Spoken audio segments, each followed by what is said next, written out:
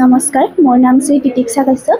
মই নলবাৰীৰ পৰা আহিছোঁ। মই শংকৰদেৱ শিশু বিদ্যা নিকেতনৰ প্ৰাক্তন ছাত্ৰী আৰু বৰ্তমান মই অসম বেলী একাডেমীত দ্বাদশ শ্ৰেণীত অধ্যয়ন কৰি আছোঁ। ৰচনা প্ৰতিযোগিতাত দ্বিতীয় পুৰস্কাৰ পাবলৈ সক্ষম হৈছোঁ আৰু প্ৰতিযোগিতাখন পতাৰ বাবে মই আমাৰ অসম আৰু অসম প্ৰদূষণ পৰিষদক মই অশেষ ধন্যবাদ দিব খুজিছোঁ, কিয়নো আজিৰ যুগত ল'ৰা ছোৱালীয়ে ৰচনাৰ মহত্বটো পাহৰি গৈছে। আগৰ দিনত আমি ছাৰে ক'লেই আমি ৰচনা লিখিছিলোঁ, কিন্তু আজিকালি ল'ৰা ছোৱালী এইবোৰৰ প্ৰতি একো গুৰুত্ব নোহোৱা হৈছে। তেওঁলোকে মোবাইলত ব্যস্ত থাকে, টিভিত ব্যস্ত থাকে। যিহেতু এওঁলোকে ইমান ধুনীয়াকৈ প্ৰতিযোগিতাটো পাতিছে, গতিকে মই অংশগ্ৰহণ কৰিব অতি সুখী হৈছোঁ আৰু মই আশা ৰাখিছোঁ তেওঁলোকে যাতে ভৱিষ্যতেও এনেকুৱাকৈ প্ৰতিযোগিতা পাতি আমাক উৎসাহিত কৰে। প্ৰতিযোগিতাৰ বিষয়বস্তুটো হৈছিল প্লাষ্টিক প্ৰদূষণে আমাৰ জীৱকুললৈ অশনি সংকেত কঢ়িয়াই আনিছে।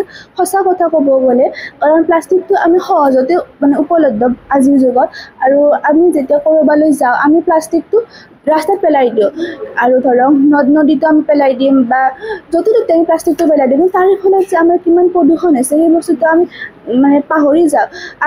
আমি নিজক লৈ ব্যস্ত, আমি নিজকে ভালকৈ ৰাখোঁ, কিন্তু কি আমাৰ প্লাষ্টিকৰ ফলত যে আমাৰ পৰিৱেশটো কিমান হৈ গৈছে আমি এইটো গুৰুত্ব নিদিওঁ। গতিকে মই সকলোকে অনুৰোধ জনাম তেওঁলোকে যাতে প্লাষ্টিকটো বন্ধ কৰি প্লাষ্টিকৰ বিকল্প ৰূপে বহুত বস্তু ওলাইছে সেইবিলাক যাতে ব্যৱহাৰ কৰে।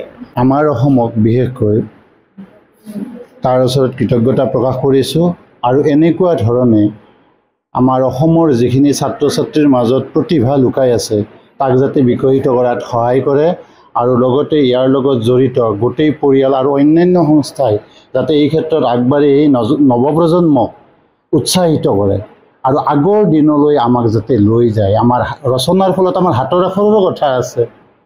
এইখিনিয়ে মই কৈছোঁ। গতিকে খুব ভাল লাগিল, আৰু সকলোকে মোৰ ফালৰ পৰা কৃতজ্ঞতা জ্ঞাপন কৰিছোঁ, ধন্যবাদ জ্ঞাপন কৰিছোঁ, আৰু যিসকল ৰচনা প্ৰতিযোগিতাত অংশগ্ৰহণ কৰা নাই, যিসকলে কৰিছে সকলোকে ধন্যবাদ জনাইছোঁ। যাতে কৰে, আগ্ৰহী হয়, আৰু যাতে নতুন কিবা আপোনালোকে ব্যৱস্থা আৰু নতুন নতুন নৱ পদ্ধতি উলিয়ায়।